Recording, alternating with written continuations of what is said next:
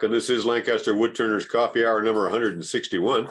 My name's John Kelsey. I'll be your moderator this morning. YouTubers, let me just jump in here for a sec to tell you what you have to do to join our Lancaster Woodturners Weekly Coffee Hour.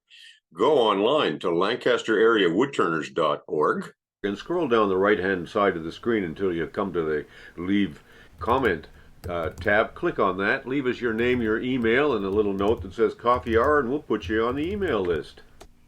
So maybe we'll see you all some Thursday soon. And please bring along some photos of your work to introduce yourself. I need to apologize to everyone for canceling last week. I was at the beach and I just couldn't get the bandwidth. I thought I'd be able to do it, but when I actually went on and tried it,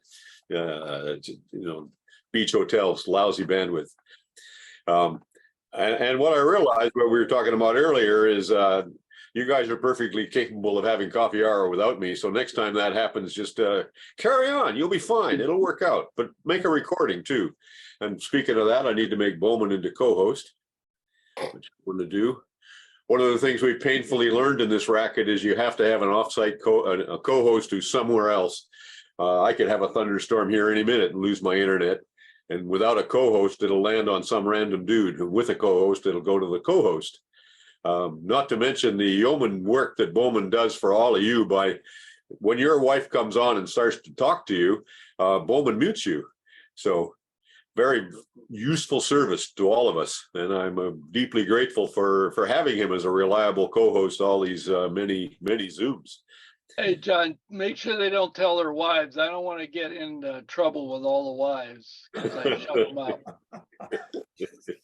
Well, you just never know who's going to come walking in on you, and or your phone rings, or the dog starts to bark, or any number of things, or people have the radio on sometimes.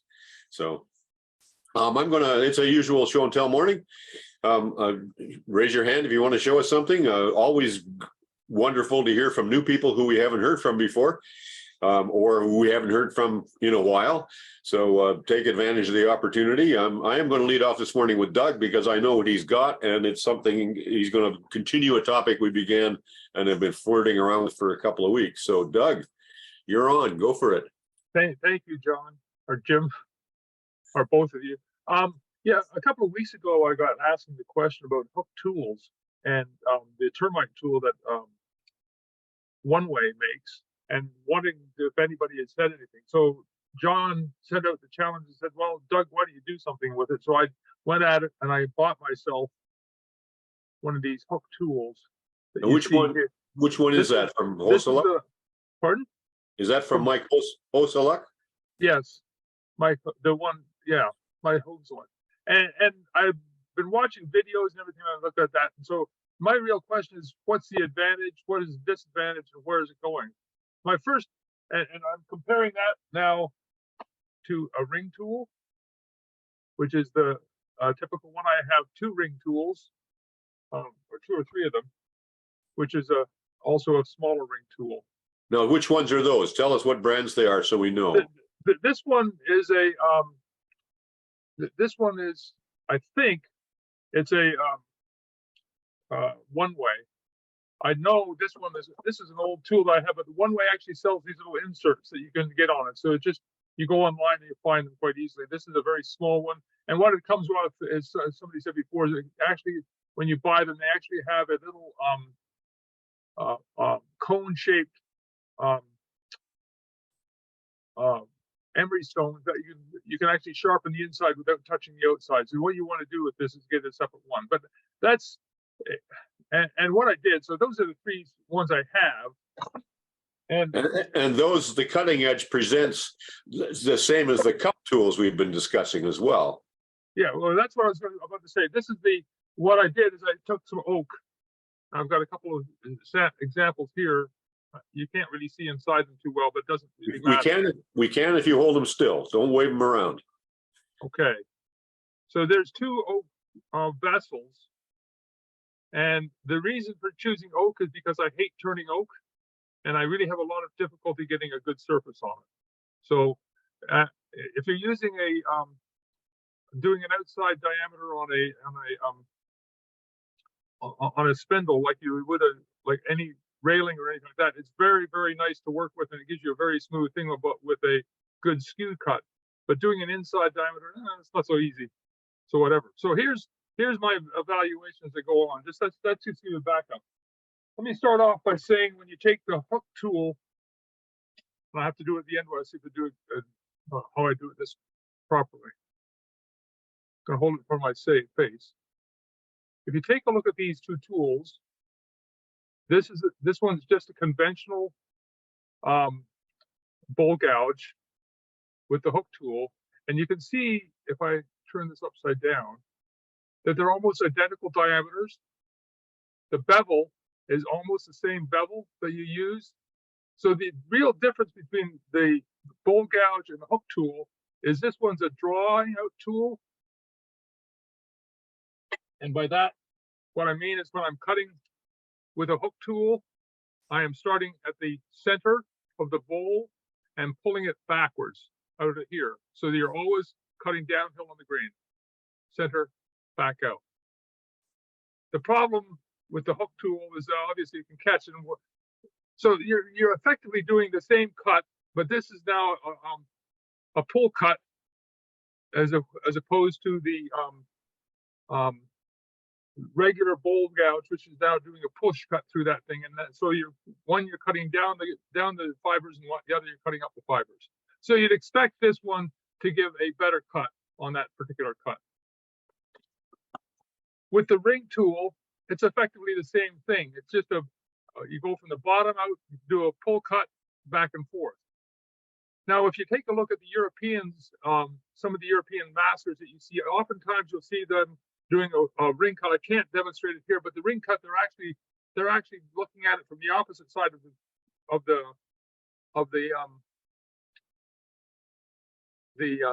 lathe, and they're actually, when your thing is spinning this way, they're cutting on the far side where you can see, so that you're cutting downwards. And I'm going to try and put together a presentation with John to show you that it's different, so that we can see a good video on it. But the important part is that they say it's a smooth cut. You can see this here. It's got a bit of roughness there.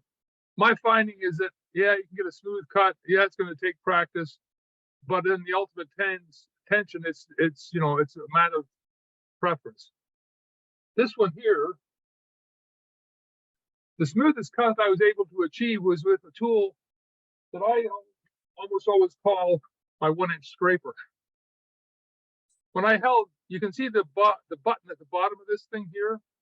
The only difference between the 1-inch, the scraper, and the pull tool is a pull tool on both the hook tool and the ring tool are really easy to handle this bottom bit here in your bowl. So if you want to spend $100 to figure out how to get rid of this ring, go for it. But to me, that's the the biggest difference. To get and I actually got a smoother tool.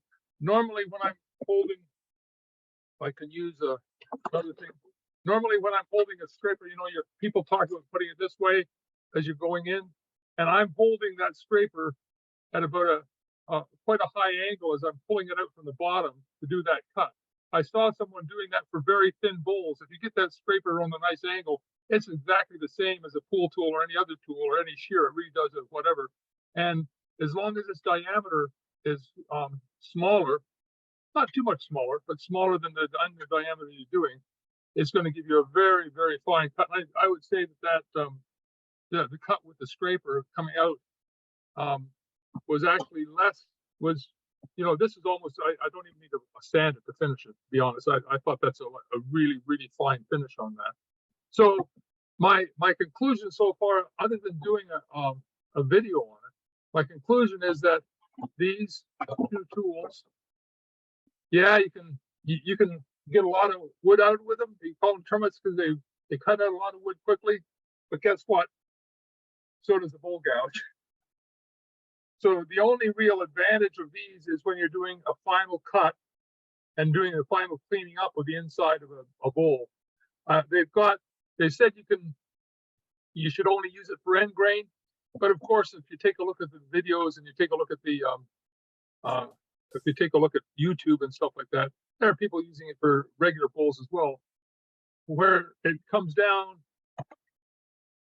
I'm pointing quickly, but it really comes down. You can use this any way you want. It's a bowl cut, but be aware that you've got to ride the bevel. It's slightly different, and we'll go into. I can go into that more detail. But my bottom line was that, guys, they're interesting. It's a fun cut to make. It's a fun tool to learn. But unless you're doing it for, if you're doing it for any other reason than just be for the fun of it and figuring it out, it's just, I think it's probably giving you much of a muchness. I think, use your scrapers better and learn how to do a pull cut on the scraper. So inside grain, doing a pull cut with an angle on the scraper will give you just as good a finish. Now, how did you sharpen that scraper? This scraper, this is just my scraper. I always have a slight negative rake on it. And is it is the burr straight off the grinder, or do you raise it with a? No, just straight off the grinder. Okay. So comments for Doug and questions for Doug. Don't all talk at once. I have one of those, and if anybody wants it, I will never put it here. on. Sorry, go ahead. Go ahead, Ron.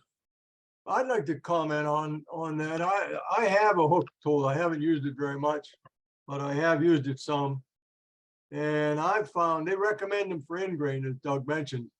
And I found that I could get a way better cut with that hook tool than I could with any gouge. And I can use the gouge pretty well on most any cut, interrupted cuts on a bowl or what have you. But on a pure ingrain, I was really having a difficulty with a gouge, and I figured out the hook tool and I got on there, and I easily got a much nicer cut with the ingrain. And Ron, I would agree with you on that one. That if you're just doing for the ingrain, but what I was trying to say with instead of the gouge is that you can use the gouge to do your roughing out. Now, I can't hear you. Sorry. Can everybody else hear me? Yes. Yeah. I can hear you fine. What you need to do with a gouge is you need to do that with your roughing out, but you need to do either a hook tool or a scraper to do your finishing cuts, the finish cut, to get a smooth finish. I agree with you 100%. Yeah. Well, I was able to get some pretty heavy cuts Yeah. off of it when I was roughing it down. Oh, and again, you can do that. I was just asking the question with this tool. You can do this completely. You can hook it all and do it all at once without just one tool. My real question for people is if they want to spend $100 to get a hook tool to do that, or whether they want to practice their other cuts first or whatever. But yeah, that's why I don't think it's necessarily caught on as much in North America, because as you said, Ron, that does a really good job. But if you're getting for the really finish, this does you can get as good a finish on it. The problem with the hook tool and anything else comes down to simply your tool control. So when you're doing the curve and the tool control, and that's again a matter of practice. This requires a different direction on tool control. So it's a whole new field of tool control that you need to work on. And as I said, I'm going to do a video with John to try and describe that a little bit better to see if I can actually go through. But I just want to give people a quick update. yeah, it's different than a gouge, and you have to have the tool at the right angle, or all of a sudden it stops cutting at all. And Yeah. so that it's frustrating from that standpoint. But once you get it, you get a nice shaving coming off of it. Absolutely. But I agree with you. you're talking about scrapers. I was making a regular side grain bowl yesterday, and I got a pretty good cut, just a small walnut bowl. I got a pretty good cut with the small bowl gouge. But I went through there with the scraper and did a pretty careful job of getting a nice smooth cut. I think I'm gonna sand that with 220, starting off with 220 grit. I mean, that thing really came out nice. If you do a good job with the scraper, you can eliminate a lot of that rough And stuff. that's why I'm finding for finishing the people who use a scraper vertically, but the more you go vertically this way on the scraper, I find that the greater it is, the smoother the cut you can get out of it. Yeah. So if you're not, it's just a matter of manipulating your scraper to get it's like anything else with your Ellsworth chisel. If you want to get a good smooth cut with with that chisel, you need to go on the grain. You have to have a high angle of approach for your tool. I have a A little tool. tip at the bottom. I I have a can hook. scrape that out pretty well. You gotta be careful. You gotta have your height set right on your scraper. Yeah. I have a hook tool that a blacksmith made for me many, many years ago that I've never been able to use. I think I'll find it and take it over to Doug's when we make this video and see if we can figure it out in the light of what he's been learning. Hey, Doug. Yeah. I would add a challenge to what you're doing. Nowadays, the rage is cup cutters. I'd like to see a comparison between your hook tool and say the 12mm cup cutter that Bert mentioned, and I have started to use. And I wonder if they're not similar in its final outcome. Could you show me what the cup cutter is that you're referring to? It's those I will. I the will carbide bring- ones that are all the rage now. I've got one too. I'll bring it over. Well, I don't have one. I busted it. Okay. Doug, I bought. Hunter.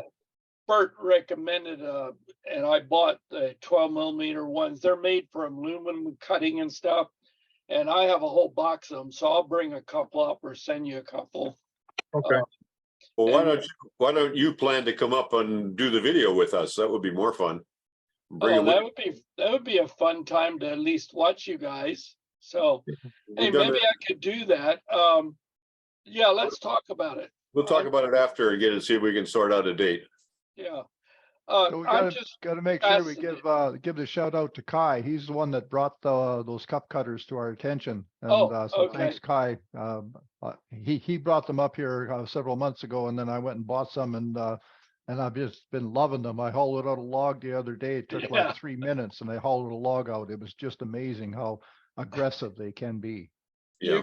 You can fill your shop with chips in no time flat. I discovered yesterday. Yeah. Don's Well, I would- holding something up over here too. What do you got there, Don? That's a cup. Oh, that one. Okay. That's a small 6 mil. Hold it still. Hold it still. Stop waving it. Yeah. I'm Now trying we to- can see it. There we are. Yep. That's a small Simon Hope one over here. I think it's And Don who does it here. Yeah, If you take a look at that, Don, actually, and you compare that to my termite tool, the difference between the termite tool and your cup cutter is one is hollow and the other is not, but the outside surface angle is about the same. that's right. So Absolutely. to me, it's a matter of where your chips are going. So you're doing exactly the same thing with that cup cutter as you would with a termite tool. Yes, absolutely. And you know, the best combination of all is the mate tool from Jimmy Clues.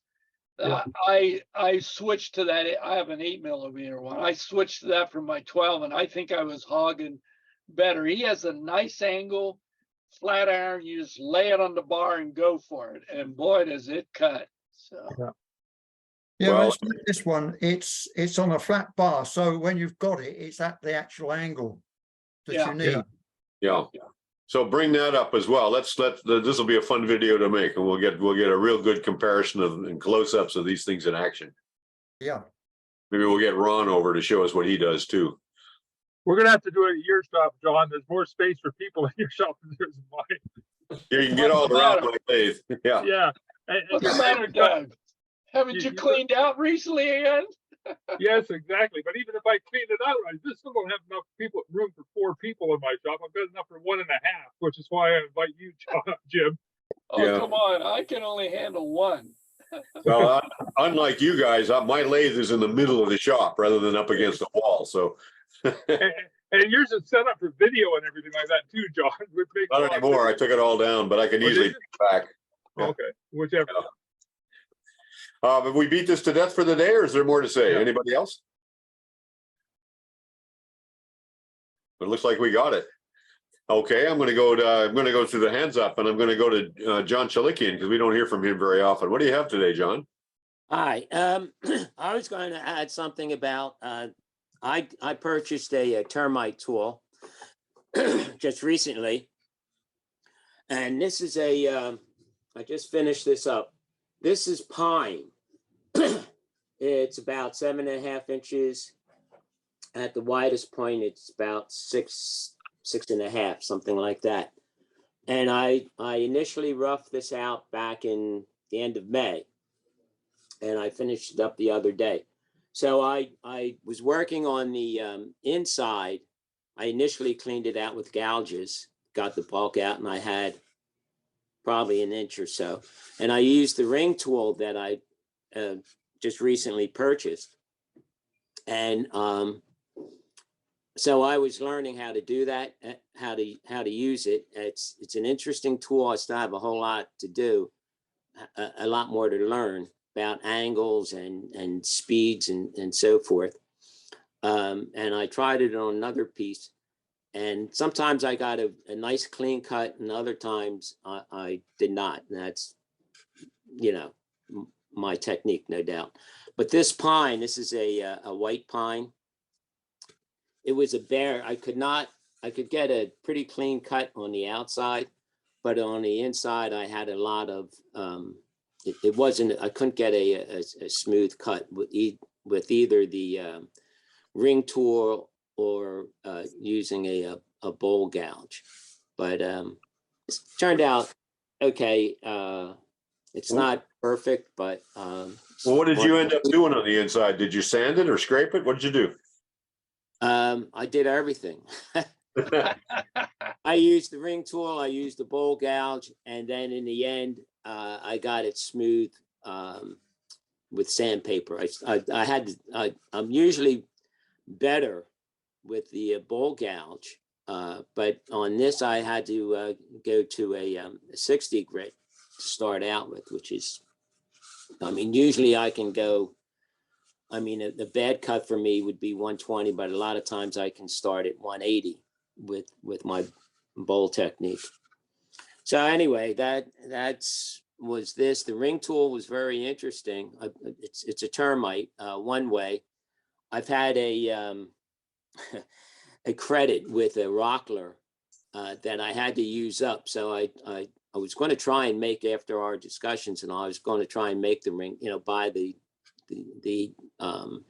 cutter and make my own handle and all that stuff. But then I figured, you know what, I'll just buy it. So I bought the whole set, which is a nice set. There's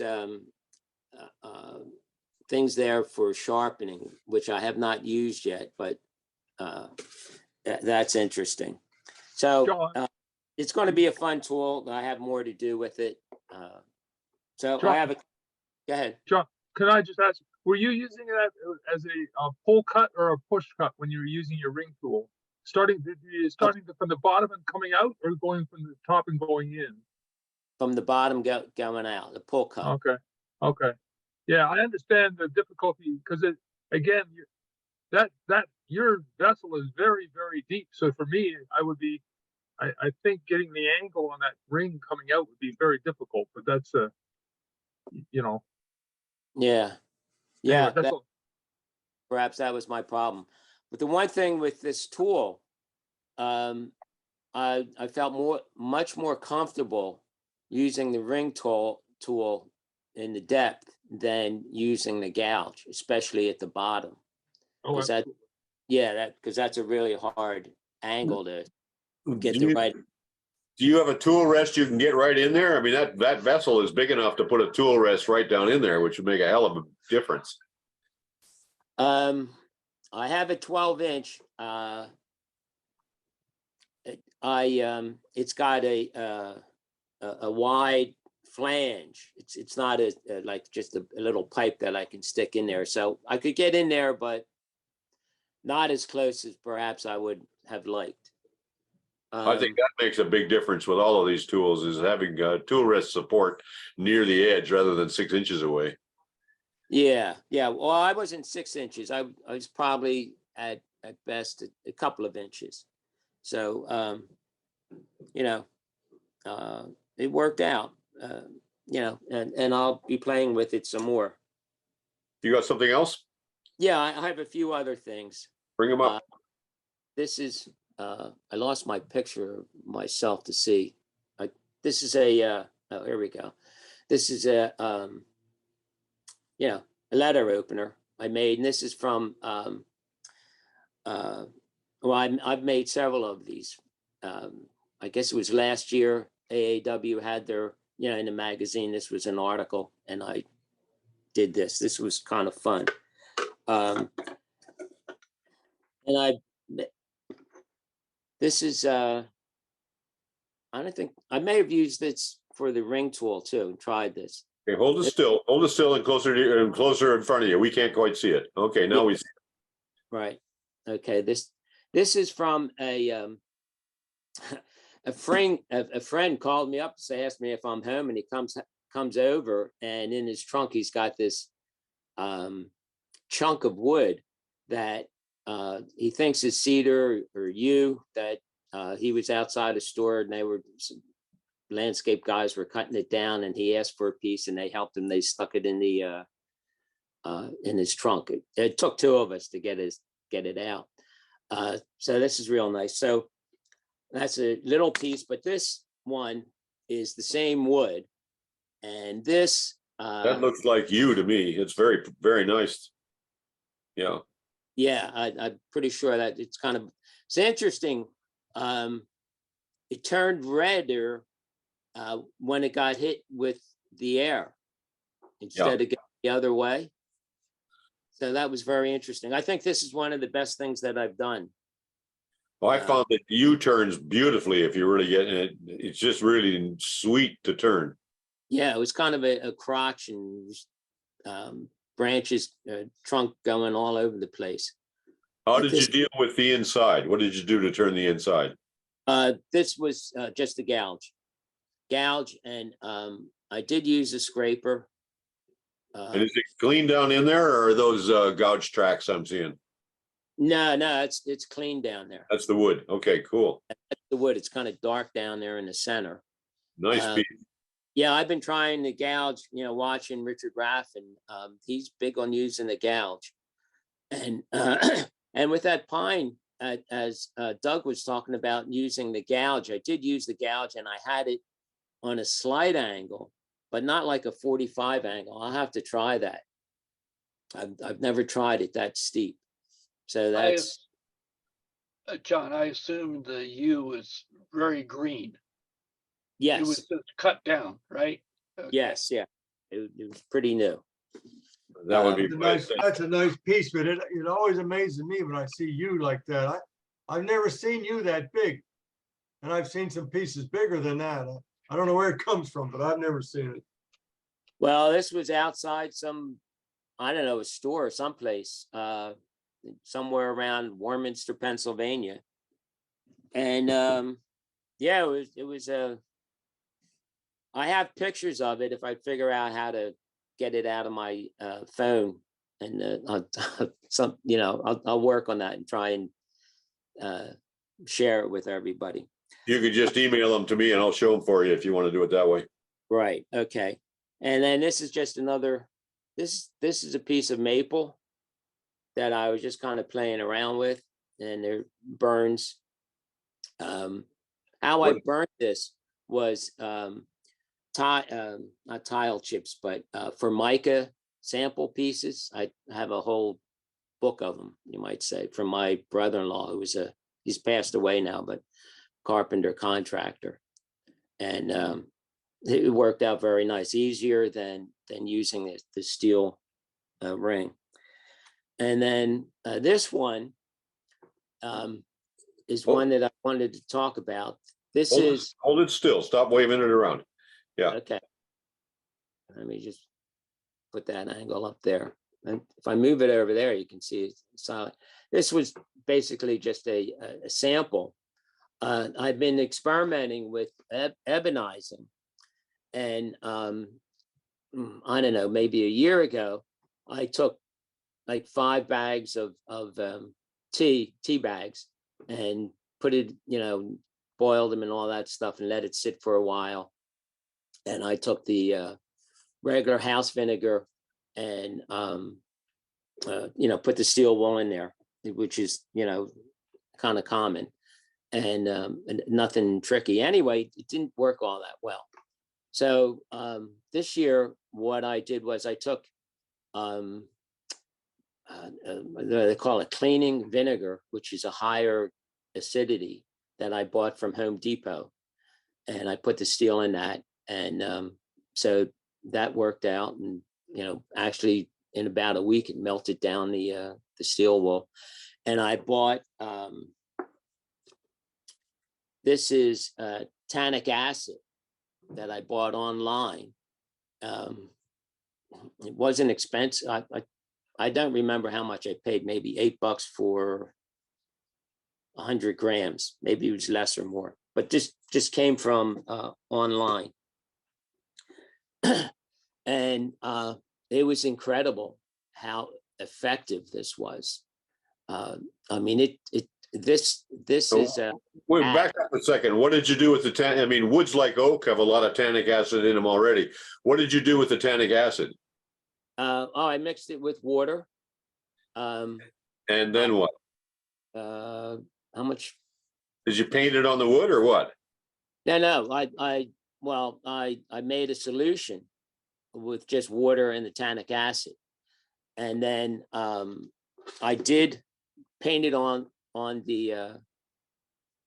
this is ash, but I also tried it on other materials, and then I put the vinegar and the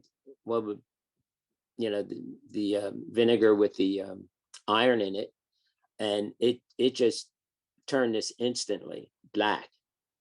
And I even used the vinegar by itself on a piece of oak that I just kind of swished it around, and it instantly started to turn black. Well, oak has a lot of tannic acid in it, so I'm not surprised about that. Right. Well, that didn't happen when I used the regular vinegar, the household vinegar. So my conclusions are that the cleaning vinegar, I'm not sure what the acidity level is, but it's higher than regular vinegar, which is only at 5%. And the tannic acid, the powder, really worked very well. And then very interesting thing happened. I hadn't filtered the vinegar and the steel wool mix, so I ran it through some coffee filters. And one was I ran it through twice. I ran it through one filter that was like a white paper filter, and then the second time I ran it through, they said it was like the paper filter was made from bamboo. So then I went and I used it again, and it didn't work. I took the same vinegar mix and I brushed it on the oak, and it didn't turn it. So then I was trying to figure out, all right, I've contaminated this. I'm not sure why. Maybe somebody has an idea that the paper reacted with the vinegar and whatever and ruined it. So then I'm trying to figure out, okay, well, I have to dispose of this. So I pour the two of them together, and the thing turns black. And then I put it on different pieces of wood, and it turned it black. It was like a black paint. I mean, it was incredible. It just. So the mix there is vinegar with steel wool plus tannic acid all mixed together. Yeah. And then that worked. I mean, this one was done before I had ruined the vinegar mix. And I have it's really weird. I made my first box, a lidded box, and I wanted to show everybody because I used that mixed dye on it, but it's like disappeared. Somehow, someday it'll turn up and I'll show you. But maybe the mix ate the wood and turned it into dust. Maybe so. But anyway, that the powdered tannic acid and the industrial vinegar really does, made a world of difference. So that's all that I have for now. If Any anybody has- comments on that? Has anybody got any experience with that? I know in my own experience, if I'm gluing up oak with clamps like flat woodworking and any glue gets on the clamp, I'm going to have a black stain that's going to go deep into the oak. And I think that's because of the tannic acid in the oak reacting with the iron of the clamp. You get that on other woods besides oak just as well. What I'll do on the clamp is I'll lay a piece of that plastic, clear plastic tape over the bar clamp to prevent it from contacting the wood. Or else control the glue squeeze so you don't get that. Too. Anybody else? Anybody else tried this tannic acid and steel wool vinegar mix that he's talking about? Mike, have you any experience with that? Oh, he's talking I tried it years ago and it got gray, but I didn't get any real black, so I gave it up. I tried it with walnut. I tried to, put walnut shells, walnut hulls in water and let them steep there for a very long time and evaporate a lot of it off. In fact, I boiled some of it off to get a black solution, but it like you say, it turned the wood gray, not black. It wasn't worth it. Walnut will stain your fingers better than the wood. Yeah. Yeah. Quiet. John, I've tried it. Emmett Kane was here and did a workshop in my shop. And he used really fresh cut oak. I mean, it was cut like 3 days ago. And that, it did turn pretty black. Since then, I've got the solution that has sat for like 6 years. And it has dissolved spikes and many other things. I think it works much better than the solutions you just made last week or something, but it really works. Hankinson just put in the chat a solution I've used for years, black speedball ink. Just skip all the chemistry and use dark black drafting ink. That's more positive, yes.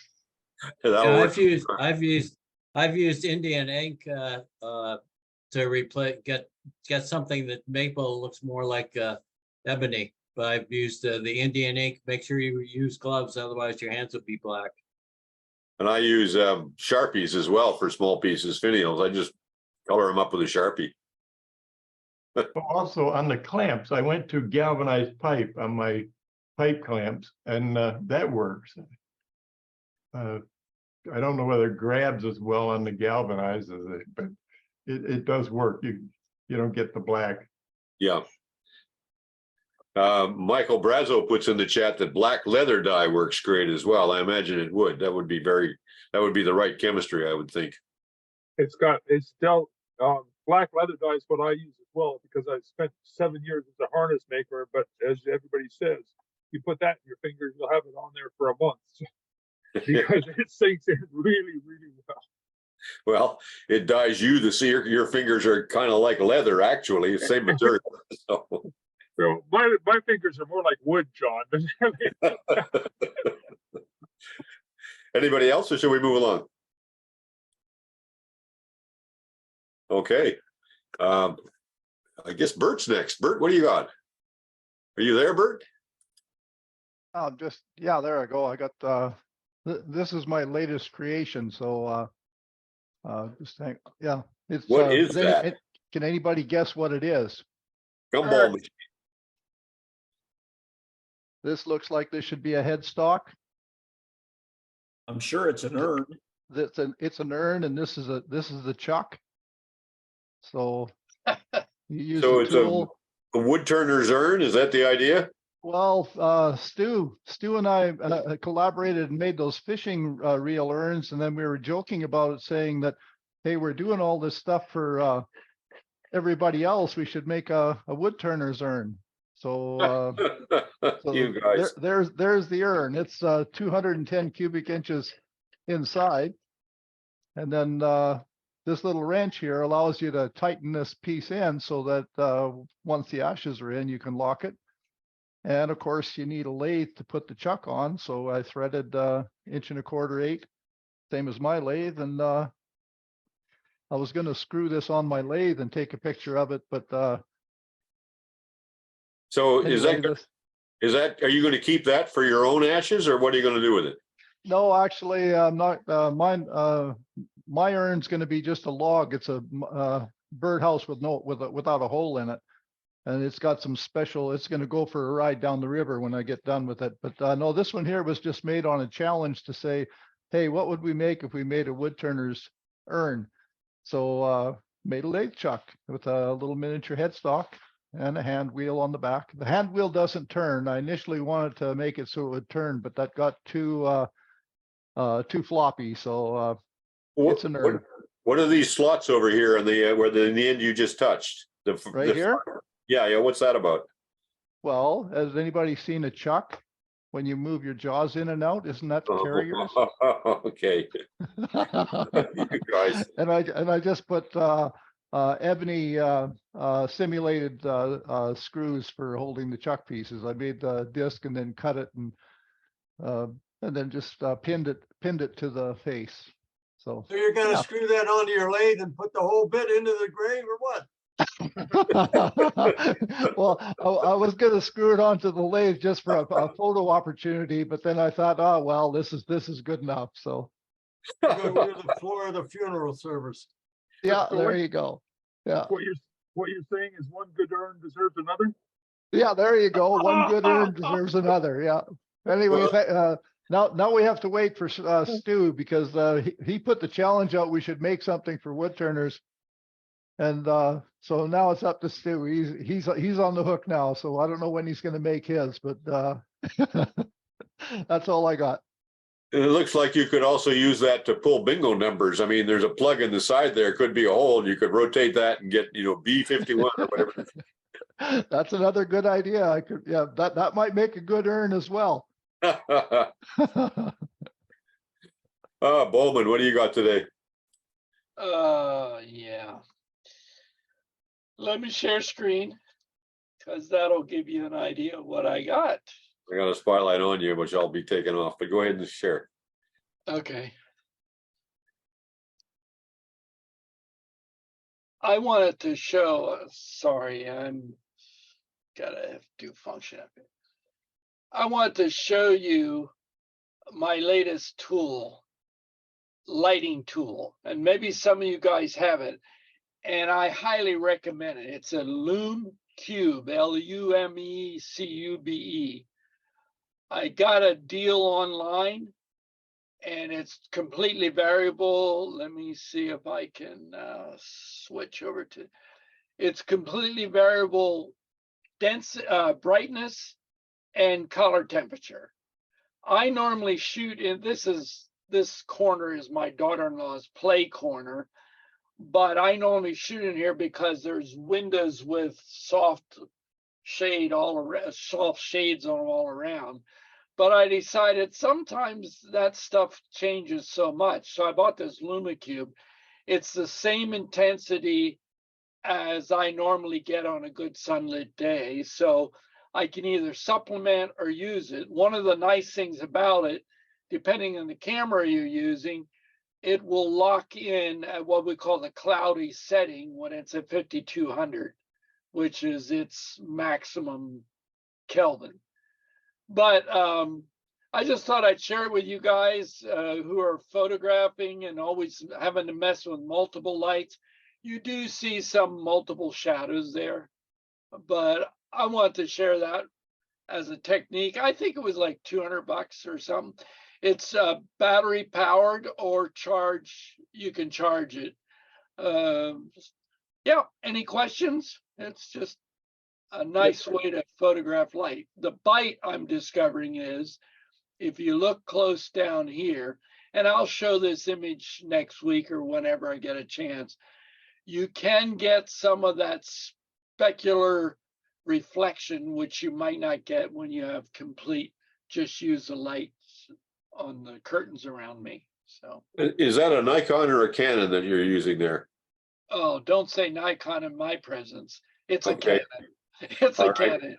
Now, and you use that instead of just taking pictures with your phone. Why? Because I'm used to it, and I have better lens selection. I'll put it that way. But John, it's interesting you ask, because I have been tempted, and I have occasion when I'm lazy, grab my iPhone and take pictures. I just like the manipulation. I have more lens choices, as you know, well, see, I'm the same as you. I have a whole stack of, except I'm a Nikon guy, and I got a whole stack of bodies and lenses. And my daughter asked me to fish out one of the bodies, and I realized I haven't used them in about 2 years. I take all my pictures using my phone now, and I can't tell the difference, frankly. No, and detail wise, no. I still contend that lenses on a body like I am, this is an APS D80. It's the second to last one before they went to mirrorless. And I love this camera. I've had it years and I have a whole stack of lenses with it like you. But when I come down to one, I shoot raw and then I pop it up my computer. I have a lot more playroom with it. But no, I would not argue if you're using an iPhone, it's just the limitation of the lenses that bother me. So, yeah. Anybody Jim, else? have you experimented with like doing different temperatures on the same piece of wood to see how the warmth, if you will, of the wood comes through at different temperatures?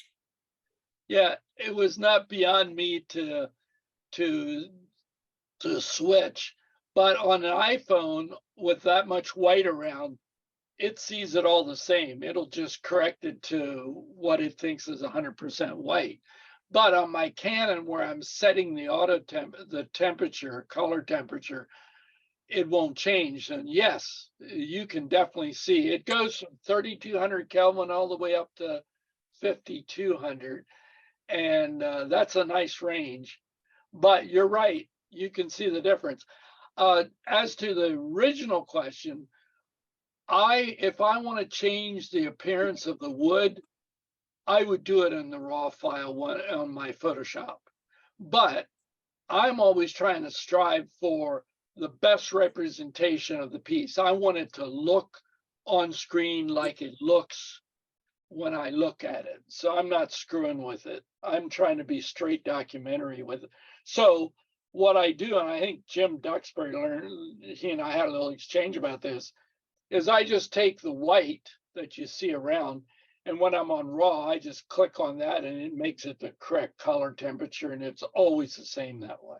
So I have some other pictures of some turnings, but I don't need to take time. The other guys can do it. I just wanted to share this because I've been so pleased with it that I thought you guys, it's a very simple device. Set it up. It has a little more rings. I have it high here and I have it full tilt, but yeah. Any other questions? Brazo puts in the chat that he uses his iPhone with a holder on a tripod, and I agree with that. Hand holding is a lot different from putting it on mounting it so it can't wiggle around at all. You get a better picture. John, you're absolutely right. And that's why I like to use the D8, because I lock it on and then it's easier for me to frame. I tend to frame in camera so I'm in a crowd. Now, this LumaCube is built so that you can mount the iPhone right here. It's actually built for photo bloggers. Yeah, but the trouble with that is the light is completely uniform when you do that, and you don't get any shadow. You get any rendering of the object. It flattens everything out. I don't like those ring lights for that reason. It flattens everything out. And if you notice on my ugly mug, I've got a shadow and light, so I look three-dimensional rather than flat like some of you guys with a ring light coming at you head on. Yeah, no, you're right. It's just more simplicity, and yeah, I tend to want to just document it and not represent it, not make it an art piece. So, but anyways, yeah, I was going to ask a similar question. Can you create shadows with that ring light? It has more shadows than I'm used to, because when I have the wraparound, that first picture I showed you, I have 180-degree wraparound lights that are coming in our sunroom, and they have those white transparent or translucent curtains, and they're really soft. I like that. I get the ring light. I'm still not quite totally pleased with the shadow configuration, and I have to except the fact that where I put the light determines where that glare is on a particularly a lacquer finished piece. So Anybody? Yeah, in my photo setup, I do it in the basement and turn all the lights out and just have whatever light is shining on the piece. So there are no extraneous reflections coming off your piece and color changes and whatnot from different objects in the room. That's my setup. smart move. Anybody else? John, I have a closet full of Nikon and Leica and Sony, and I'm surrounded by strobe lights here. But I've taken a couple of week-long courses on cell phone, and I'm not so much of a snob anymore. And for the last year and a half or two, I've shot virtually everything with a cell phone.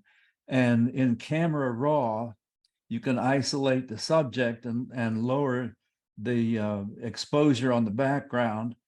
And you can do all sorts of things that you don't need lights for. And so I shoot outside in all weather and or in the house and not worry about it, because the cell phone, it's marvelous for this. I mean, it's not great for telephoto, but for products, it's and interior shots, it's great.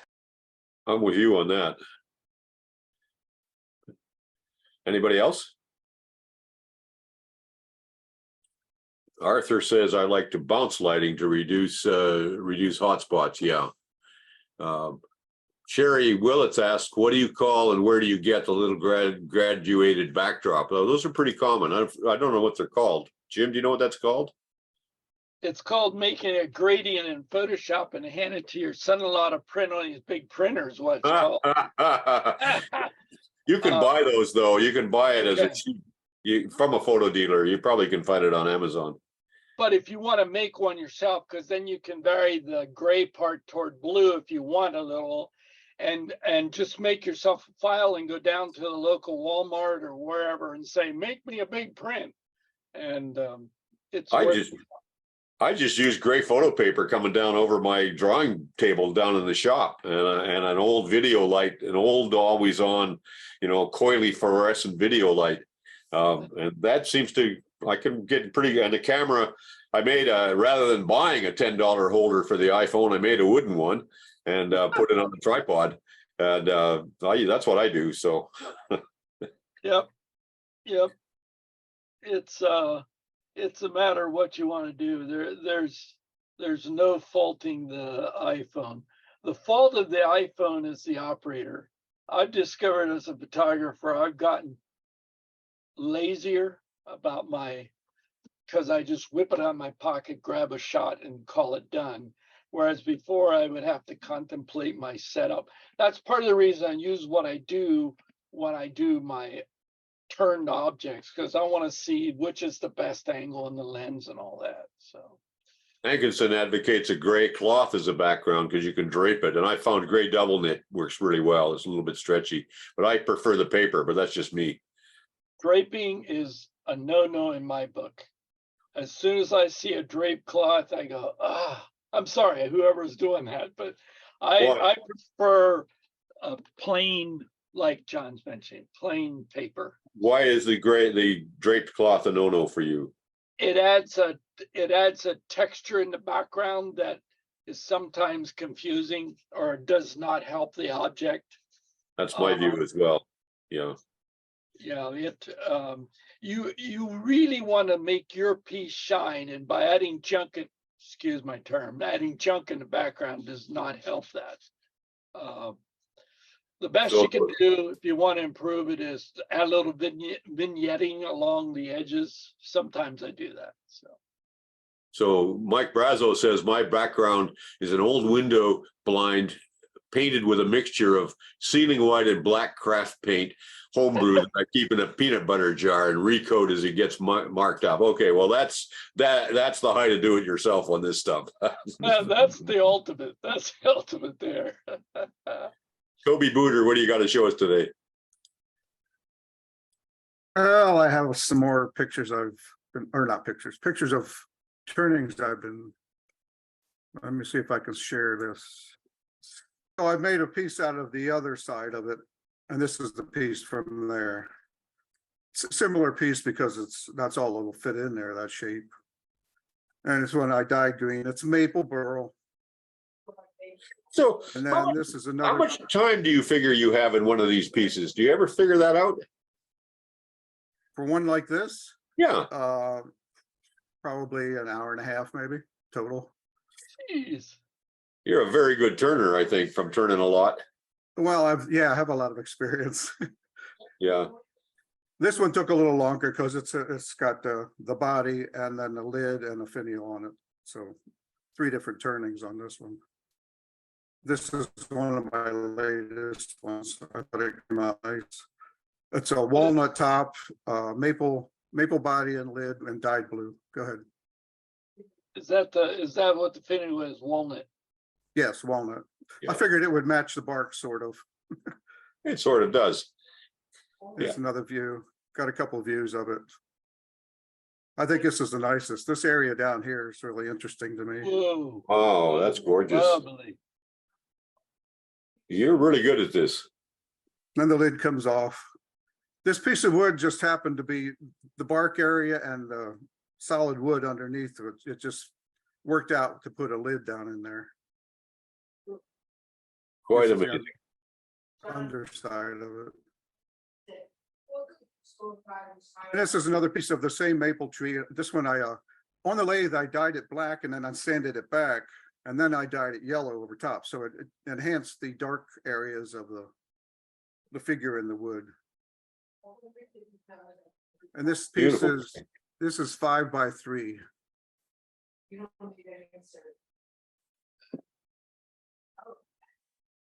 It's the inside of it. And the bottom. And then one last piece. I found this down by the wisteria. This is 6 inches by 10 inches. It's a mushroom, of course. Are you going to dye that too? No, I'm going to leave this natural. I kind of Whoa. like I like the looks of that. It has lots of spalting in it and whatnot. Can you dye white?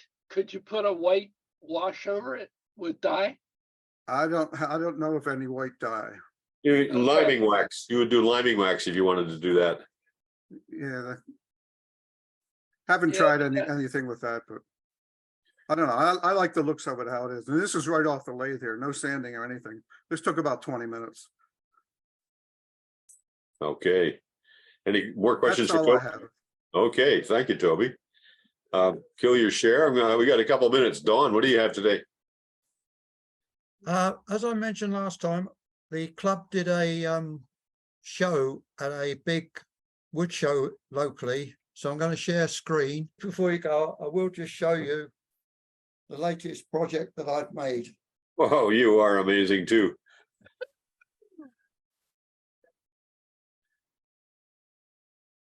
Very nice. Very nice. And how did you get the holes bored at the correct angle for the legs? What did you do for that?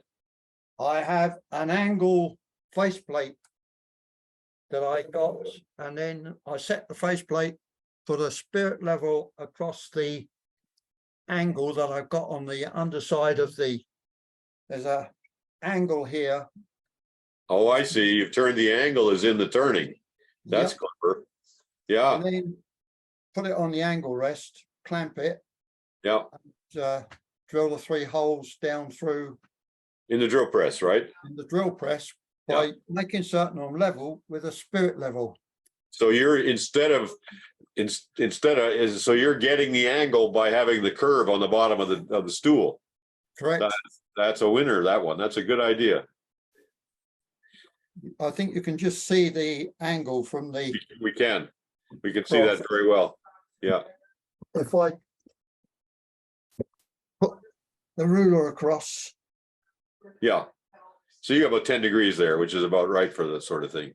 Yeah, it's 1/2 inch difference between the flat and the edge of the Yeah. stool, and then How did, 3 legs. how did you figure that would be the right angle, Don? You just guessed or you knew? Well, I made quite a few of these, so the first couple were a bit of judgment, but then I knew what it was and I got a drawing. I just go back to the drawing so that I put it back in my novel as to what I want to do. Don, I love that. I'm going to say from now on, Don says, do another time with a different judgment. Yeah, just go for it. Yeah. We're about to wrap up here. Before we do, I forgot to give you announcements. The Lancaster Club meeting is next Tuesday night in New Holland. One of our new members, Andrei Pavlevsky, is going to show us what he knows about epoxy and polishing epoxy and epoxy wood composites. And I believe he works in an auto body shop, so he's got access to some chemistry that most of us don't usually get in touch with. So I'm looking forward to that. And the following Saturday is going to be Lancaster Woodturners Shop, also in New Holland. And the final announcement I want to make is I caught up with editing the videos. All the videos are now posted, and I've sent you to the list emails, 2 emails, one last week and one this week, giving you basically the table of contents for the last 8 or 10 videos that I've posted. So they're all out there on my YouTube page. John, that description you have for the videos is really nice. It's very helpful. I appreciated that. Well done. That's what I put on the YouTube descriptions as well. I used to write long paragraphs, and I realized that all the software wants is keywords, so that's all I give it, keywords. And I put them also in the keyword field, and we'll see if that brings more views. We get about anywhere between 200 and 350 views for most of these, but I don't think they watch. When I look at the analytics, we get a lot of them, like they drop off real fast, and then there's a core group that watches the whole thing to the end, and a group that just tastes it and sees what it is and goes away. So who knows? John, are they members rewatching shows, or is it new people who just follow you? All of the above. Oh, okay. I have 550 subscribers, so they get the information, and I have 150 on the list for this, and we get 40 or 35, 40, 50 people showing up for this, mostly regulars.